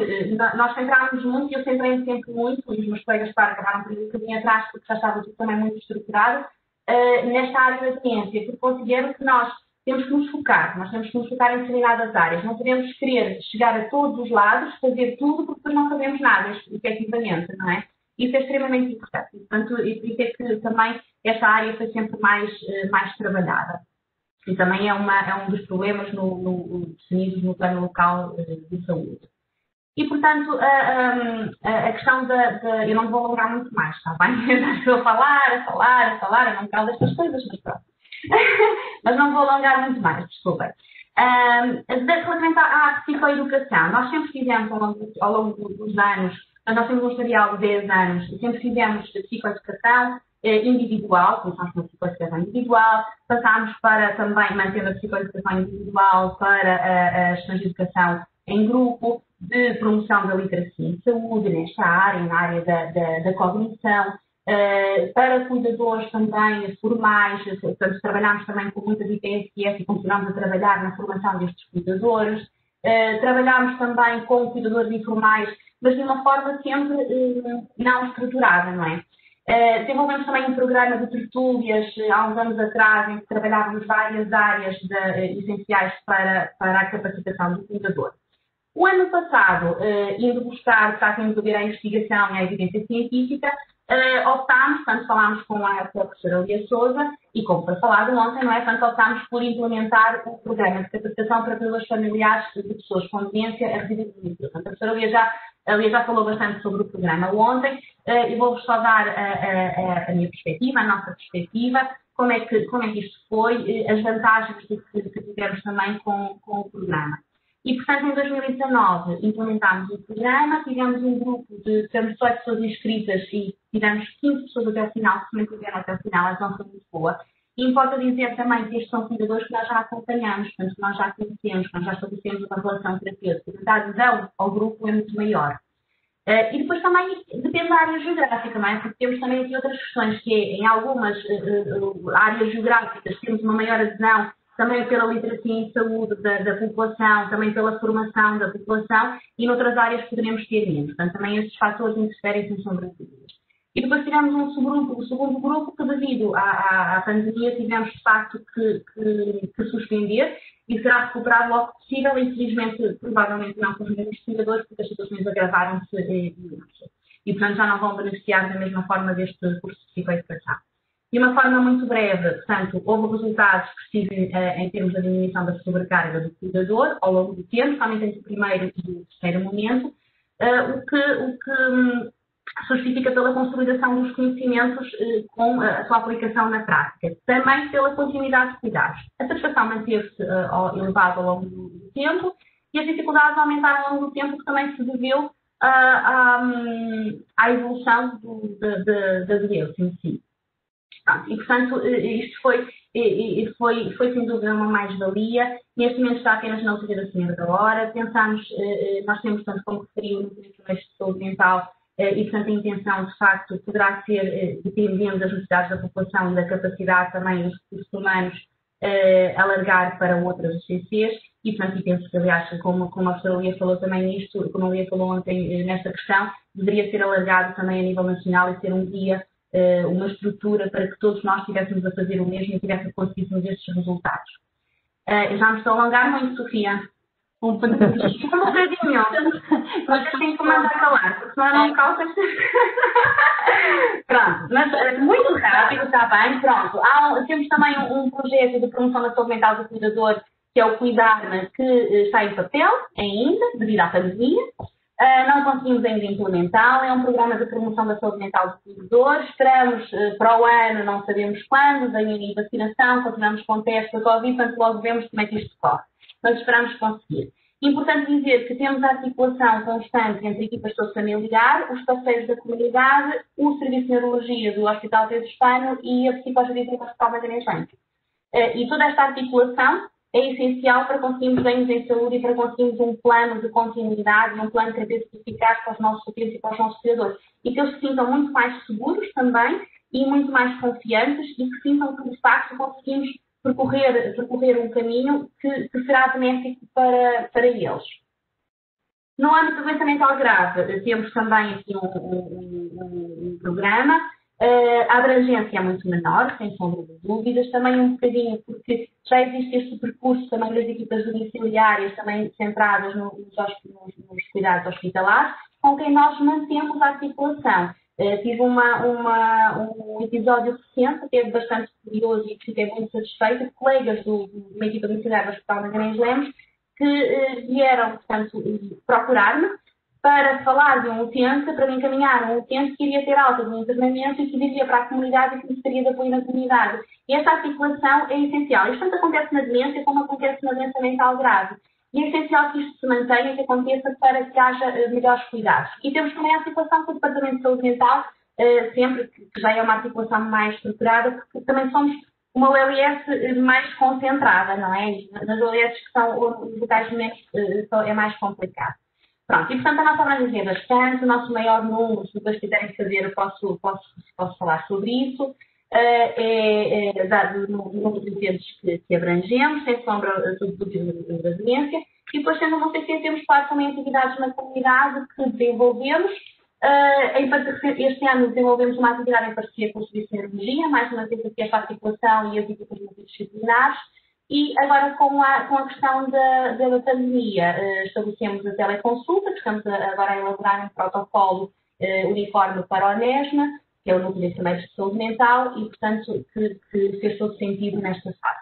Pronto, e, portanto, mais uma vez, portanto, reforçando apenas o que eu disse, desculpem ter falado tanto, mas a articulação, a complementariedade, e nós estamos todos a fazer a articulação, cuidados hospitalares, equipas domiciliárias, internamentos, cuidados sobre primários, equipas sobre familiar, unidades de cuidados na comunidade, parceiros da comunidade, trabalharmos todos em conjunto, vamos conseguir um impacto muito maior em termos de saúde. Obrigada e desculpem. Helder, já estás assim com o tempo mais reduzido. Eu penso que se falarmos com carinho, o pessoal aqui da organização consegue prolongar um bocadinho mais isto para depois das 7, de certeza absoluta. Pronto, nós temos sempre assim um limite já para estas coisas, porque quando as coisas são interessantes e falamos do que gostamos, eu percebo perfeitamente o caso, neste caso, da Rita, porque uma pessoa quando fala daquilo que gosta, logicamente, gosta de expor as coisas. E dizia, ela estava cansada, fará se não tivesse, não é? Bom, isto faz-me lembrar uma coisa. Eu acho que as pessoas que estão a ouvir, não tarda muito, eu acho que vão querer trabalhar em dois locais.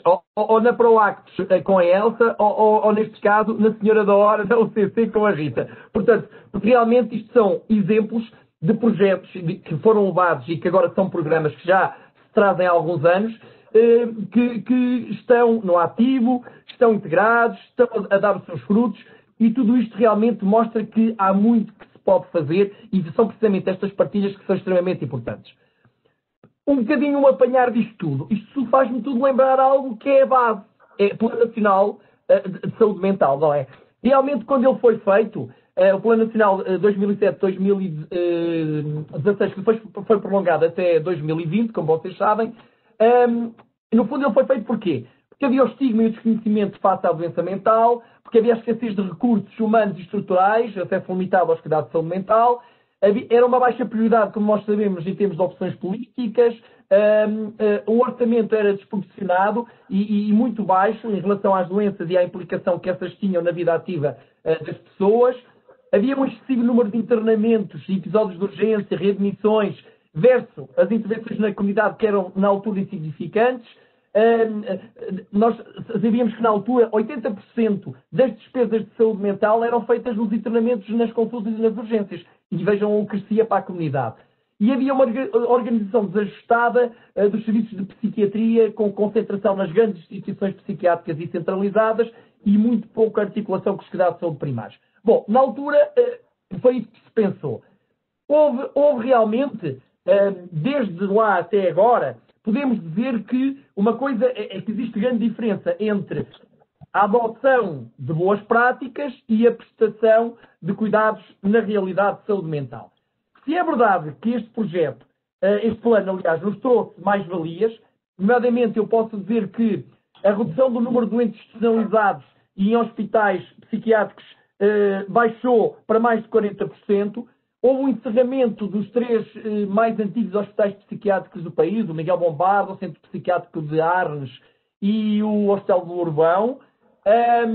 Houve a criação de serviços de saúde mental em quase todos os hospitais gerais, não em todos. Eu soube muito há pouco tempo que, por exemplo, há hospitais que ainda não têm, mas a partir de 2021 já vão ter. Por exemplo, Santa Maria da Feira, Famalicão e Santo Tirso vão ter também o seu departamento, o seu serviço de psiquiatria. Houve o lançamento também de serviços na comunidade, a vários níveis, com formação de profissionais, no contexto de desenvolvimento de programas integrados de doentes mentais graves, e alguns já foram falados, outros também alguns são de vosso conhecimento. Foi lançada a base dos cuidados continuados integrados de saúde mental e a criação dos primeiros serviços, também a Rita há pouco falou um bocadinho também sobre isso. Houve a criação de novas unidades e uma nova rede de referenciação no campo da saúde mental na área da infância e da adolescência, que era uma área que na altura também pouco ou nada havia. Já foi falado ontem, não é ontem não, segunda-feira, peço desculpa, também sobre esta área. E houve o início de vários programas inovadores que permitiram integrar a saúde mental na luta contra a violência doméstica, no apoio aos sem-abrigo, nos jovens com problemas de adaptação e inclusão social e cooperação com o setor social, justiça e educação. Isto foi conseguido, é verdade. No entanto, muitos outros ficaram aquém, aliás, muito aquém, se calhar, de se efetuarem e de se realizarem. E realmente, quando foi feita a avaliação, verificámos que havia muito ainda por fazer. E isto ainda continua. E, além daquilo que já se falou, que nós temos desenvolvimento a velocidades completamente diferentes, houve aqui Lisboa, a Elsa fala em termos de um trabalho que é feito no Centro Hospitalar Psiquiátrico de Lisboa. A Rita fala numa UCC que pertence à Unidade Local de Matosinhos. Portanto, há locais onde as coisas estão bem dinamizadas e funcionam, mas há muitos locais no país que as coisas não são assim. E então o que é que não correu bem e tem que realmente trabalhar?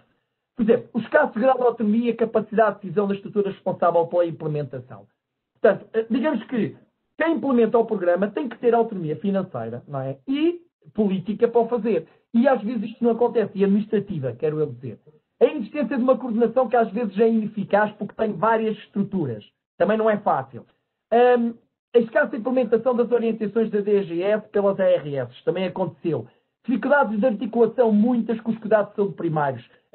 Aquela história que a Rita contou de quando começou o CC, o que é que iam fazer, o que é que não iam fazer, está aqui, visível, não é? Havia várias diretrizes, mas não se sabia muito bem o que se queria com elas e o que é que se queria fazer. Isto aprendeu-se com a prática, não é? Portanto, houve muito este problema. A reduzida autonomia dos centros de decisão a nível local, o modelo de financiamento e de gestão, eu acho que continuam inadequados. Eu depois, se calhar, no fim, falarei um bocadinho sobre isso. A não implementação adequada desta rede de cuidados integrados de saúde mental, que supostamente está no papel, na prática já começou, é verdade, mas ainda está muito bebê, ainda está a começar. É preciso muito mais do que aquilo que existe. As respostas são muito poucas e, se calhar, não necessariamente de acordo com as necessidades locais, não é? A existência a nível regional de mecanismos de monitorização baseados em referenciais da qualidade também é preciso, e também a existência de incentivos para a realização de intervenções comunitárias. Portanto, ou seja, em suma, a melhoria desse sistema requer, entre outras, uma estratégia que seja global, que inclua mudanças culturais, reformas organizacionais e diretrizes inovadoras. Nós sabemos que estas mudanças são complexas, demoram-se tempo e para serem implementadas e adequadamente incentivadas, demoram. E eu, na minha ótica, e para, se calhar, finalizar aqui um bocadinho esta parte, para deixar espaço para os colegas fazerem questões, uma das formas de conseguirmos isso, para mim, é perceber como é que é o modelo de pagamento aos prestadores de cuidados de saúde mental.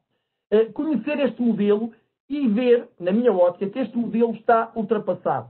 Ou seja, nós com este modelo de financiamento, eu penso que não iremos conseguir atingir os fins que nos propomos. Em geral, o modelo de pagamento aos prestadores de cuidados de saúde mental beneficiaria, na minha ótica, de um novo desenho que envolva mais os cuidados de saúde primários, que incentive uma visão global do estado de saúde de cada doente, de cada família, da própria comunidade, e que torne mais efetivo o tratamento na comunidade.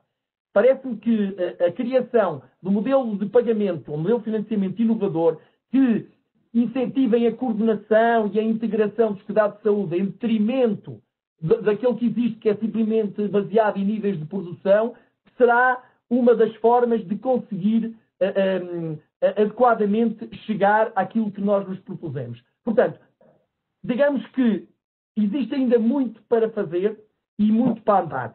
Só ainda uma dicasinha, porque há pouco a Elsa falou que eu não sabia ainda muito bem em termos das equipas,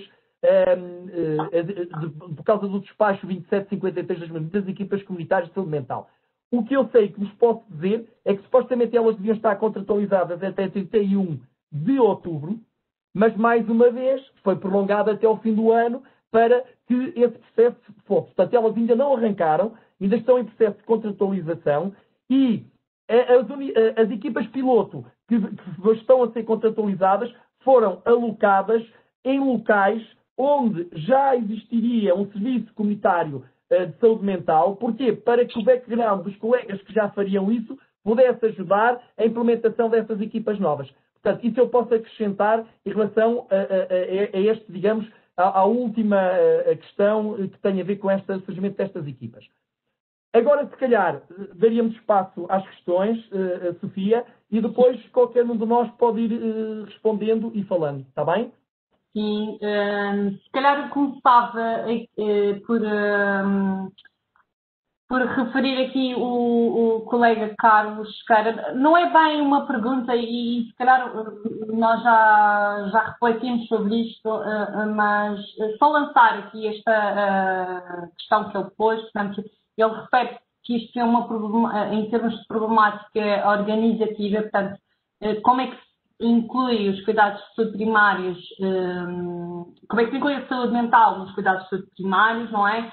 E também refere que como é que podemos mudar este paradigma, porque ainda existem muitos colegas com especialidade de saúde mental nos cuidados de saúde primários, mas que estão a fazer tudo menos cuidados em saúde mental. Pronto, não sei se algum de vós tem alguma coisa a dizer com isto. Portanto, o colega pergunta, não é, para quando uma posição firme sobre isto, bem que também, na minha opinião, lá está, tem caráter político e, mais uma vez, entramos nesta questão complexa, não é? Não sei se queres falar, ou Rita, Elsa. Eu dava a palavra às senhoras se elas quiserem, senão eu depois também digo qualquer coisa. Sim, eu posso dizer, de facto já falámos sobre isso, portanto, e concordo com o professor Carlos, sem sombra de dúvidas, quando ele refere que, sim, os dados de saúde primária e saúde mental afetam nos pacientes, principalmente, mas é muito curto, sim, sem sombra de dúvidas, e precisamos de planos estruturados. Quando refere aqui, estava a fazer aqui a questão, portanto, a observação de que, tanto seria, tanto que informático seria da ordem, portanto, seguisse um plano global de intervenção na comunidade, centrado nas determinadas áreas. E depois é esta a questão. Eu concordo perfeitamente com isto, mas ainda no outro dia eu estava, portanto, eu neste momento sou coordenadora do NES, do Conhecimento de Saúde Mental, vai haver até junho de 2021, portanto, vamos, 2 em 2 anos poderemos alterar, e portanto, ainda não teria falarmos nesta questão numa reunião, que era, nós não podemos querer, com os nossos poucos recursos, não podemos querer abranger tudo e todas as áreas, quando depois não vamos conseguir fazer nada especificamente em todas elas. Portanto, é o que eu digo, há diferenciações, por exemplo, na área, ou nem precisamos haver diferenciações, é uma área que é preciso ser trabalhada, eu concordo, a questão da saúde mental nas grávidas é essencial. Nós temos agora uma colega recentemente no UCC que nos falou de saúde materna, que nos falou sobre isso, e a nossa resposta, infelizmente, teve que ser, nós não temos capacidade de resposta. E, portanto, a nossa intervenção poderá ser fazer alguma promoção da saúde mental em grupo, mas, obviamente, isto não é estruturado, obviamente, isto não é um plano. Portanto, até que ponto, quais os ganhos em saúde, face aos recursos e ao gasto de tempo que vamos ter, se teremos algum benefício de facto com isto ou não. E, portanto, sim, concordo que a Ordem poderá também ter aqui alguma posição neste sentido. E depois também é uma questão organizativa, claro, e política. E termos, portanto, e como também o professor Carlos dizia mais à frente, e como a Sofia também referiu, termos enfermeiros de saúde mental a trabalhar exclusivamente em ECCIs, a trabalhar noutras áreas, ou a trabalhar em unidades de saúde familiar. Alguns, claro, se for por iniciativa própria, tudo bem. Senão, deveríamos aproveitar, de facto, esses recursos, como acontece em outros países, aproveitar esses recursos para que se consiga oferecer melhores cuidados de saúde mental à população. Elsa, queres dizer alguma coisa? Não, eu não passo aqui a palavra, concordo inteiramente com aquilo que a Rita acabou de dizer. Ok. Então eu podia acrescentar uma coisinha também relativamente simples. Em relação a essa questão, no fundo, em que o professor Carlos Sequeira falou sobre isto, e é uma pessoa que sabe bem daquilo que está a falar e está a perguntar, o que nós podemos fazer, e agora até em questão de ordem, porque, pronto, visto que eu faço parte da mesa de colégio, há algo que nós também, logicamente, estamos a trabalhar sempre para conseguirmos.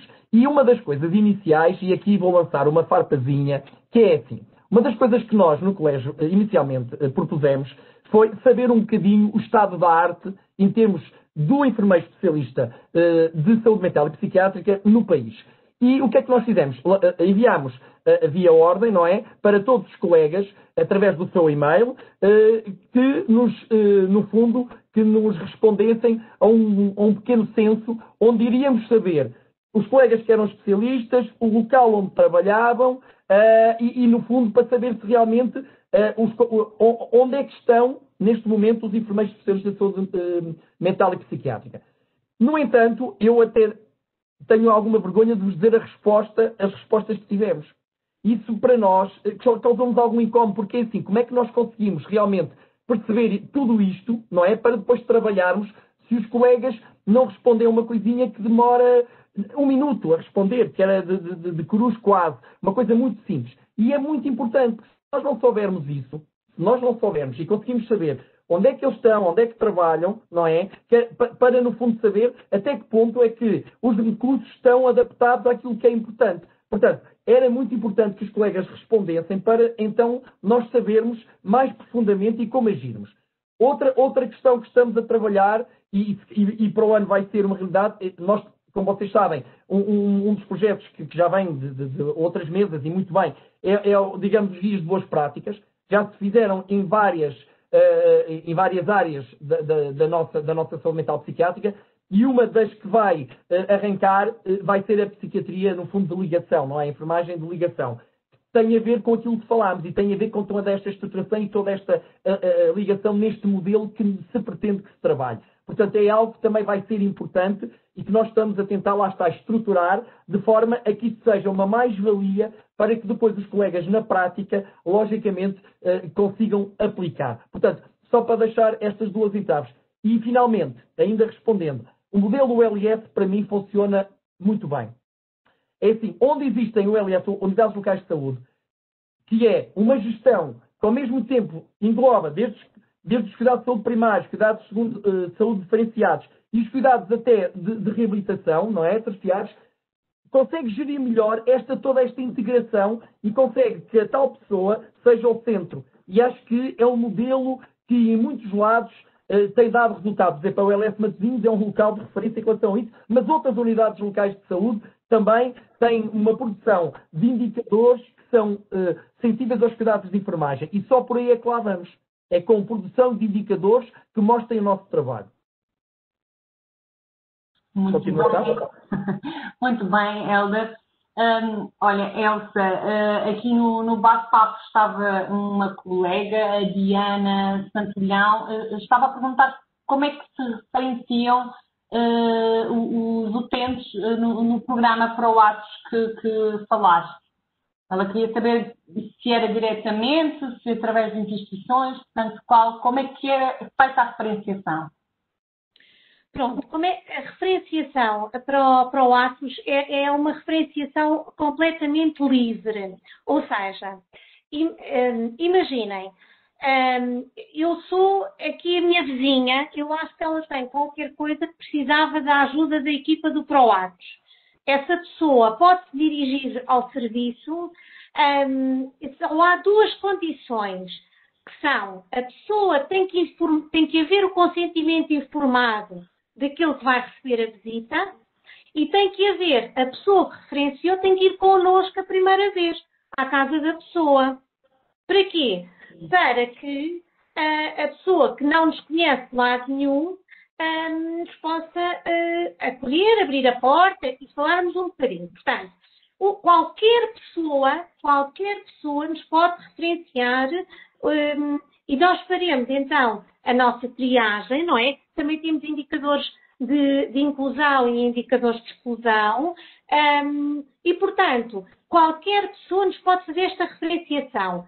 A maior parte das referenciações vêm das IPSS, vêm dos centros de saúde, mas temos muitas das autarquias, temos muitas da saúde pública, por exemplo, que recebem queixas, porque há pessoas que fazem muito barulho ou que têm muitos animais, coisas deste género, não é? Portanto, nós não temos um modelo rígido, porque nós partimos sempre deste princípio.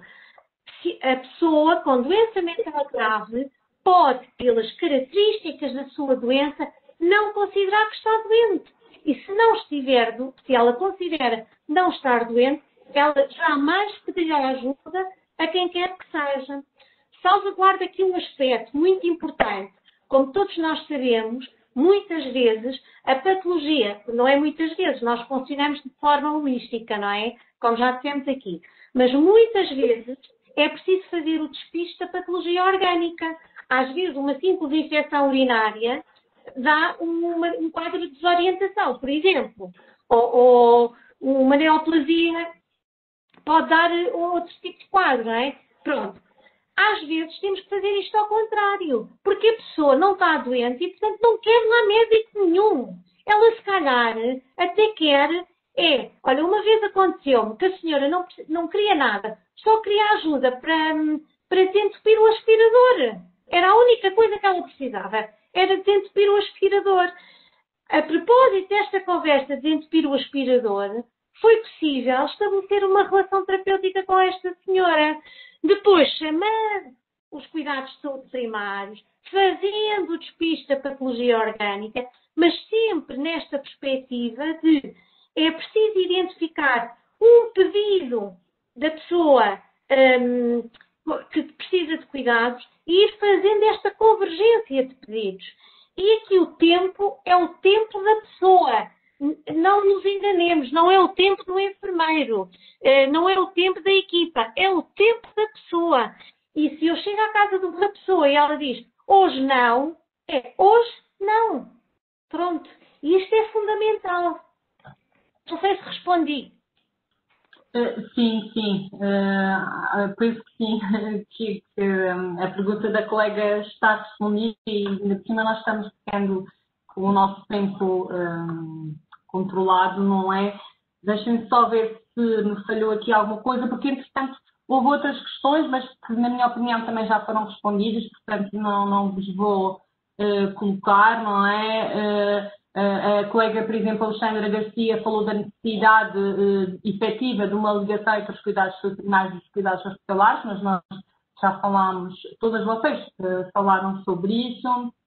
A Clara Santos falou sobre a ponte também nos cuidados diferenciados e os cuidados primários, mas focando a necessidade da psicoeducação do utente e da família, da gestão terapêutica, que por acaso é um ponto que eu considero fundamental pronto, no meu dia-a-dia enquanto enfermeira no centro de saúde, e também esta questão da proximidade das famílias e o apoio efetivo domiciliário. Mas penso que nós já fomos falando relativamente a isto. Não sei se vocês querem acrescentar só mais alguma achega para depois podermos terminar. Então, não sei. Dizia lá. Eu gostava só de dizer que de facto, o nosso colégio está de parabéns por este tipo de iniciativas, porque isto faz-nos pensar, faz-nos refletir e faz-nos partilhar uns com os outros. Por isso, neste sentido, queria agradecer este tipo de iniciativas e dizer que me fazem todo o sentido. Por isso, deixar aqui o meu obrigada. Bem, eu penso que também atendendo ao tempo vamos terminar, não é?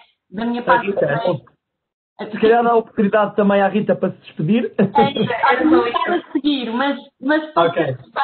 Era muito importante, faço minhas as palavras da Elsa, sem sombra de dúvidas, e foi um prazer partilhar convosco todos estes conhecimentos, todas estas partilhas, foi ótimo ouvir-vos.